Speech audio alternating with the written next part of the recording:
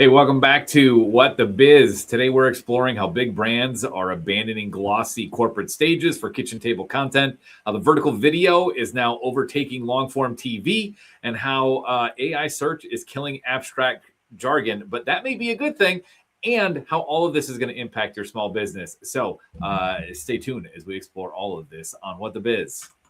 Welcome to What the Biz, where we talk about building successful businesses, balancing life, and all the WTB in between. With your hosts, I'm Bridget Vector. And I'm Dan Prochko.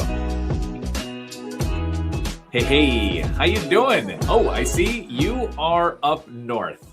I am. We are testing out some extended stay up here this summer.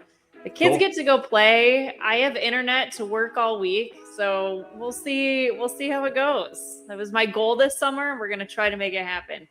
No, that's awesome to have that freedom and build a business, get to that point and realize it. Nice. Yeah. Enjoy it. And still working my butt off, but it's okay. You got to support the lifestyle somehow. It's in a different place. It was in a different place. Yeah, just a different place. Nice. Yeah. Nice. Yeah, no, I've been running around a lot of networking recently for me. It's just been a ton of back and forth. There's some stuff going on in my neighborhood. I'm getting roped in, though voluntarily, not like, like I don't want to be on that front. And lots in AI chatbots. And I know last week we talked about that topic, so go back and take a look at it, but trying to do it right. And we got lots of clients that have been asking, like, hey, how do we implement? And because we've been sharing some case studies. And it's been really, really successful. And so we're having some fun on that front, and getting those rolled out. Awesome. Yeah. Good stuff. Yeah. How about you? Anything interesting taking up your time? So we signed a new client. So that's going to be, we're converting actually. We're moving from desktop to online. We're moving from paper checks to direct deposit to a whole new payroll. Like we are revamping their entire accounting back office. Because they are ready for that system to not be broken any longer. And we're really excited about bringing this client on. So, yeah. Cool. Yeah, no, we actually had another new client sign on a winery. And I know like you hear me talk about cleaning companies all the time, but no, we're working with an urban winery and we're going to help redo their brand online and whatnot. And so, yeah. It's gonna be a little bit of fun, a little different, a little creative. Yeah. I like some wine, so I'm in. Yeah, I'm in. Yeah, I'm in. I will share more as that happens, obviously. But awesome. Why don't we jump in today? Because I know got a little bit of a time crunch today, but want to make sure we get some good stuff out there. Our first topic today comes from Digiday. Basically, it's large brands are, like I said in the intro, they're abandoning like glossy stages and big time content for more kitchen table stuff. This comes from, like I said, Digiday, and basically over curated clinical corporate aesthetics have really lost their edge in the market, and the modern consumer is really actively looking to independent content creators for authentic product validation, solution choices. And so small businesses right now really hold a lot of advantage here because you don't need multi-million-dollar corporate budget to build trust. You just kind of have to put your team in front of a camera, focus on raw behind-the-scenes videos, and really leverage, authentic human engagement and how we are as just people to really float to the top. I think we saw this a mile away, especially with all the AI stuff happening recently. And I think this has just accelerated it. It's gotten much easier and cheaper for small teams and small businesses to create content. But it's a creative world, and with the proliferation or advancement of vertical video, I'm saying that it's just like the popularity of vertical video. I think this is really kind of the next step, and it's really just consumers just wanting real stuff. And seeing all the fake from AI has just accelerated this trend. Yeah, I was going to say the authentic piece. And so I know a lot of business owners, and I'm one included, where we always feel like we're like behind, where we're like, oh, we're not doing enough or putting enough out there. And this is really exciting because, we saw this coming down the pipeline, right? But it's just further proof or like pushing towards just turn on your camera and say what you need to say. You know what I mean? Yeah. Like, you have valuable things to put into the world, and that's what everybody is craving right now. Like, they just want you to be yourself. They don't need you to have like a $100,000 like video production shoot with all these actors and pieces behind it. They just want you to talk like you're a real person across the table at a coffee shop, just having a conversation, Yeah. right? And the other thing I keep thinking about with this, because I see like the influencer trend also going crazy. It's like, we saw influencers being themselves. Now I'm seeing influencers promoting a million different products. And I don't know if you're seeing all of like the influencer trips that are happening now. Oh like God, all it's the insane. brand trips. Yeah. Yes. I kind of am predicting that is going to get old soon, where they're going to have a distrust for products that are being marketed that way, of like, well, is it really a great product, or is it because they're getting great brand ambassador deals? Yeah. This is where I think the gap for the small business owners that you and I work with and talk to, this is where you can thrive. So like, I have a client who is a cleaning company. They are putting together some of the most fun videos of just their team. You can tell it's somebody behind like a cell phone camera, maybe a different camera, but they're showing like, they're doing some of the trendy stuff, but they're doing like the behind the scenes of a house clean, or like they were making fun of gas prices, right? And they like showed somebody riding a scooter to work. Like, this is going to be our good way of showing up to your house. And so they're relating to the people that they are cleaning their homes, of like, hey, we feel the crunch too, but your house being clean is like an important part of your life, or whatever it is. Like, they are being very relatable. And so I just think about this with any small business that we talk to or work with. It isn't so much about you have to have like a brand ambassador and you have to go to that extent. Be yourself on video. And I think there's a huge opportunity right now to gain great clients or customers just from this like desire. Like, the consumers want this. That's where they're going. Yeah. Yeah, I think you made a good point there about like the massive influencers. Like, how much trust are they going to continue to have, because they've reached that stage where they're kind of on that same level as major brands, you know? And so it's like, wait, you're no longer that little creator that really tested everything and did everything. You're now with these massive brand deals, and you're doing this because there's a lot of money behind. Now, I'm not saying that there aren't those that do test, et cetera. I'm just saying, like, there's this perception of a lot of them in that way. So I can see that. Whereas when you're a small business or a local business, you have your audience, which is you're pulling from your local area. You're not trying to be the next Mr. Beast. You're just trying to show, like, we know what we do, we love what we do, we have fun doing what we do, and you can participate in that fun. And so, you know, customers are looking for that. They want real connection. And I think you're right. But it's difficult. Maybe but isn't the right word. It's just and. It is difficult. I mean, there is this imposter syndrome. We see all these other influencers. They're flashy. We see all these followers, and we get worried. Like, you know, I run into this a lot, and I know I've heard it, is like, I'm not ready yet because I haven't XYZ. And you insert what you want there. You know, I haven't figured out my decor. I'll tell you, this is not what I wanted. You know, like I wanted something different, but like needs must and time and all this other stuff and effort and focus. You know, and this is ever evolving. There's more that's coming. You know, or I don't have the right camera. Look, I'm on my phone right now. Like, does this look okay? Yeah. You know, it's like, it's fine. You know, and then so, what am I going to say?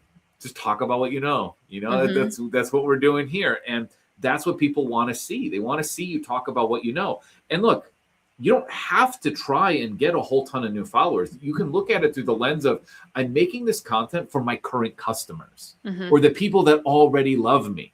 You know, like, if they're already with you using your stuff, they already love you. Just make content for them, you know, about you and about them. You know, what do they care about? Just make content about them. So I love what you share in that story with this cleaning company, having some fun with the, you know, the gas prices, et cetera. They're just showing their personality. It's a lot of fun, and it's not expensive either. It's great. Yeah. And that's the other side of it. Like, you know, you look at things from both marketing and like return on investment for your clients, and we obviously do the same.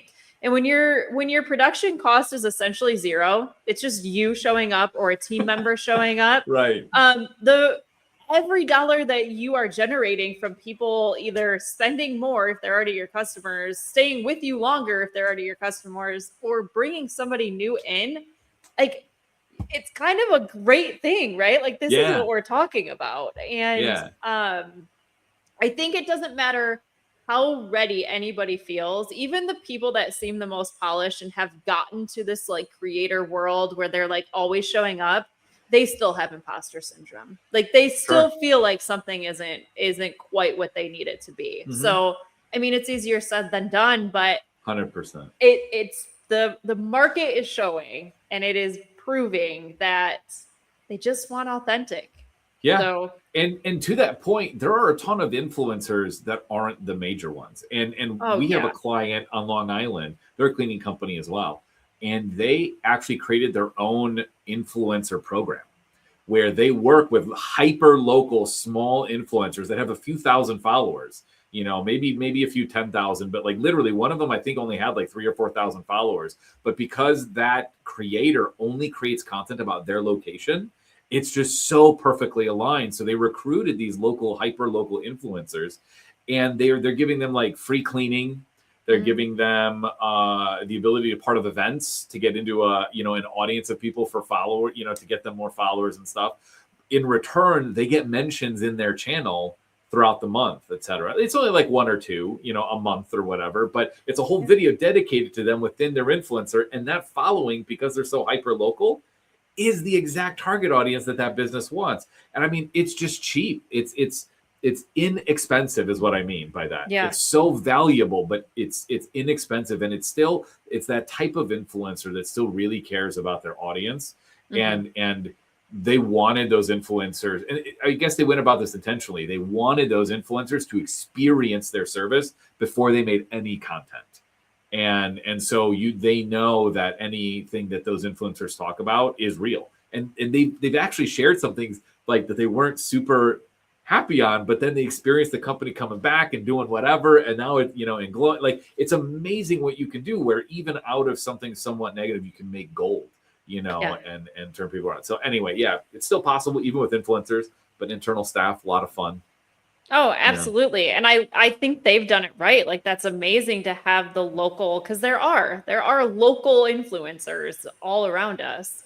And that cleaning company is tapping into their network, right? And it's like, it would be different for them if they were tapping into a network that's nowhere local to them. Like they're not going to go clean houses, states away. So they need to have more of that local presence. Yeah. And so that's a great way to utilize that for sure. Yeah. I mean, it's a simple, grab your phone, grab some people from your team that that seem creative or whatever, and just do stuff. Just test. Yeah. Just test. Cool. And if you find a local influencer, or even one that isn't, if you're able to be, out farther than locally, the tax side, if you have products and you're sending those samples, they are a write-off. Like there is tracking that has to be done with it, but it is a write-off for your company. So, great way to get it tested, right? Yeah. Like, so if you do a free house cleaning, just start tracking things. There you go. Love it. Our next topic revolves around video and ad spend, and how social video is set to outpace connected TV growth this year. So basically we're talking about, when you watch Hulu or Disney or whatever on an ad platform, and there's ads that show up in the middle of things, we're actually seeing that social video ads, so like on YouTube, TikTok, etc., ads on those platforms are going to outpace television ads in the digital space, which is hilarious. This is kind of like a whole recycle of like what happened in like the late 90s, early 2000s when the internet came around. It's like, TV and radio ads are disappearing. It's all online. Now we have streaming, and that's a whole new set of ads, but it's TV. And now, social media is the new internet. It's kind of funny, but basically social video. So we're talking like YouTube, Reddit, Shorts, Instagram, etc. That's all set to rise 13% this year, which is going to outpace the 11% growth of connected TV. What does this mean for small businesses? Basically, consumer attention has shifted away from long form horizontal video to short form vertical video. That's really what I'm taking away from this. But what I'm hearing is missing here. I guess before I get into that, are you taking anything different away from this? Not so much. I find it unique though, because I think this talks about our, and you and I have kind of talked about this, our attention span, that our attention spans are getting shorter. And I wondered this and I never researched it. And now I need to go back, but I was thinking about this during Super Bowl Sunday, how like those commercials used to be like, everybody wanted to see what commercials were going to be there. And I feel like that is even shifting, like even the big things that you would expect for like the, that world. But it doesn't help. Let me say this. It doesn't help that the Super Bowl ads all get released online before the Super Bowl. That's true. Like if they held those ads back and required us to see them for the first time through the Super Bowl, like they used to, we would still, but they all get released online beforehand. It might be a couple days. It might be the day of, but you don't have to wait for the Super Bowl to see them or watch the Super Bowl to be part of that experience anymore. True. So I feel like that's kind of shot itself in the foot a little bit. Yeah. And I mean, really, those traditional ads for TV, those you're putting production money into those, right? And it takes time to produce and weeks to ever see return. Where social, it's lightning fast, right? Like you could put a ton of money into Meta ads today, and depending on what you're advertising, you could get inquiries or even like people getting onto your email list within hours, potentially, if you have the right messaging in place. And so I guess the trend going to social media is what I'm saying is it can be a much better cash conversion like cycle. Like it can be faster, where that trend is kind of what everybody's looking for. And it fits what we were just talking about, right? Like that's where everything is kind of moving.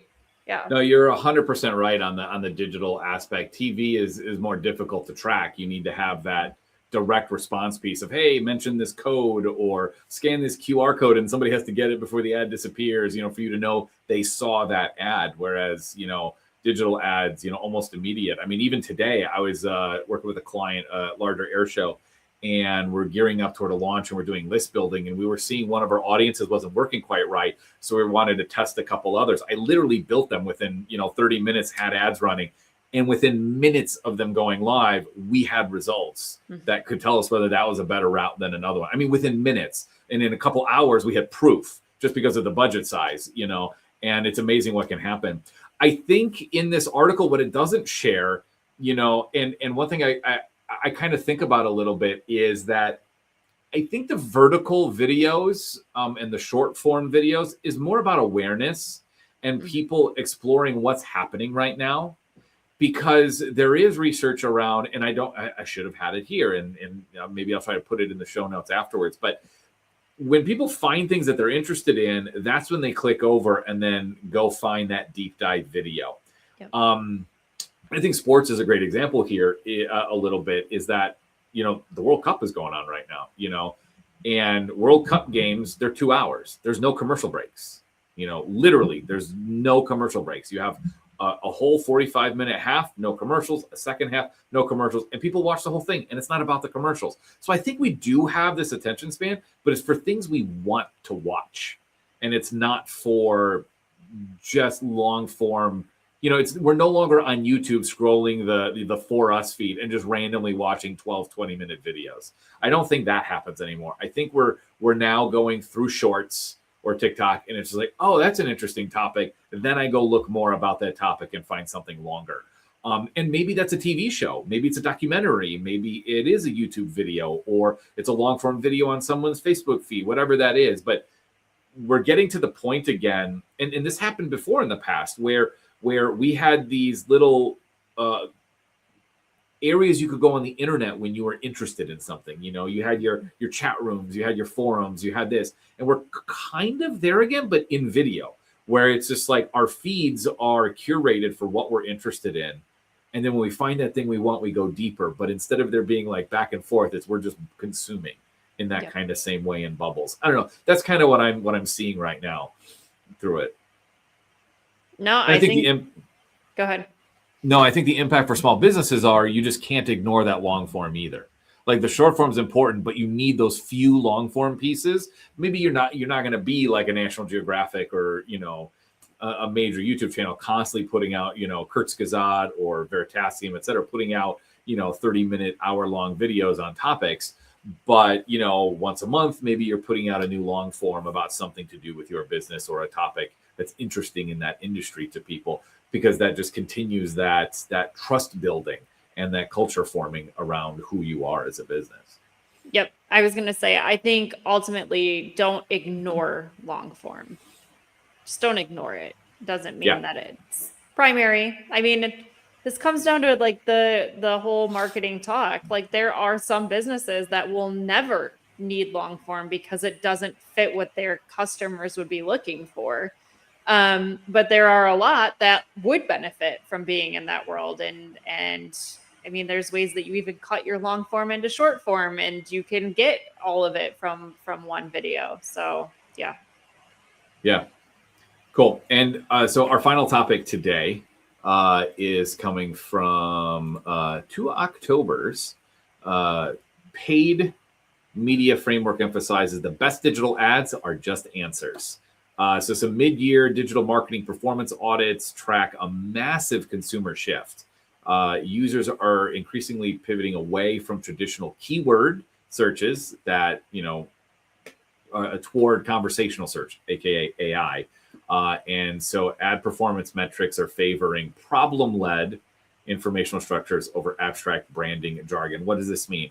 Basically, with AI search, people are asking questions about a problem and they're looking for a solution. And so the best digital ads nowadays are starting to just answer that question so that they show up with that AI search. So instead of having an ad that takes you somewhere else, to go download an ebook or view a topic in general, et cetera, or talks about how you have synergy and this and that. If somebody asks, what's the best XYZ? The ad is saying the best XYZ is this, is us. Click here to find out why, or like is us for these reasons, and then click here to get that solution. So that's what we're seeing kind of as a trend, which echoes what we've been talking about in terms of content. You know, in previous episodes, where the best content or the content that is now getting picked up by AI is not necessarily what's ranking first, second, or third in search. It's the content that answers the question. And now that is just now drifting into ads. Oh my gosh, my brain is now moving its way into ads. And so for small businesses, we now need to think about our ads as not just like branding ads who we are, but really thinking about what problems our customers have and creating ads that call those out and give the solution and then say, hey, contact us to get it, you know. And I think that's really what's coming out of this for me. Yeah, and I think if your content is giving those exact definitive answers that everybody wants, your sales cycle is ultimately shrinking. Like there's no jumping through hoops or downloading this to be put into this funnel or scheduling calls or reading through all these pages of jargon, right? Just to figure out how you're going to solve their problem and how much you're going to charge to do it. Like they just want to know at this point, and they want the solution at the click of a button. And that kind of cuts out expensive labor hours and sitting through this whole sales process that your content can be filtering. The people that want it are going to be finding you, and you just get them like right into what you have for the answer and your product or your service. Yeah. That's such a good point. You don't have to do that whole as much sales discovery because they're clicking on something that literally says, I want this. That's such an easier conversation to have. I think it's very interesting how, because of our attention span, we want solutions a lot faster, where I feel like previously, and what a lot of people are used to, is that like whole like dating piece, right? Like I feel like I have to like I gotta like give them the whole show and like really slow down the sales process and get them in. And like people want it now at this point. Yeah. And so Yeah. it's really changing how we operate in our sales cycle and like what our sales process looks like anymore. And I think all of these trends are proving that. Yeah, I mean, I guess are you seeing that in your sales cycles? I'm kind of there. I think the last few sales conversations I've had, those coming to me knew exactly why we were getting together, and they were like, "Sounds great, let's move forward." Like I've rarely had to do a deeper dive. I do sometimes because there's other ways. That's the upsell. That's the understanding what are all the ways that we can help them, but getting them to move forward with that piece they wanted is much easier recently for us. I don't know if you're experiencing something different. Yeah, and I think we're getting, because of that, on our side, we're getting a lot more firm of like, we know everything that we see as errors in QuickBooks and what it costs people, and just saying like, this is your first problem. Like, let's solve this, and then let's solve this system. And it's like, it's allowing us to just be the experts a lot sooner versus having to like convince them along. Like, we're just the expert. Let us like fix all the problems that you're saying that you're having. Yeah. Well, 2 anecdotal stories, but maybe others listening can let us know what they're experiencing on the sales side. Has it gotten a little easier to pinpoint, what they're looking for or not? But I think having more definitive content that gives an exact answer is going to perform way better than those that say it depends. And you can go back and listen to some of our past episodes where we've explained exactly how to write some of that content, what needs to come first. So yeah, I think from there, let's move into what to biz. You had another for today. I do.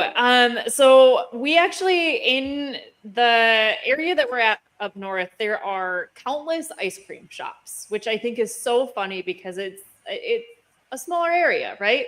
Well, a new one opened, and I was kind of curious to see how it would go, and maybe if they had lower prices just for their first season because they were new. And it's not. They're sticking around with the lower prices. And my accounting brain has kind of been analyzing this along the way, right? How low is low, I think, is kind of where I'm at. So not only are their prices low, but their serving size is like triple what you get anywhere else. Like their junior child cone is $2. No joke.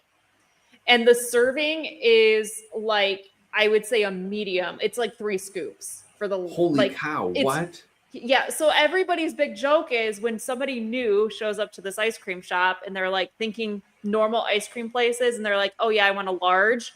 And the large is literally like this big. Yeah. It's falling over, and they're like, we can't even eat this. Holy cow.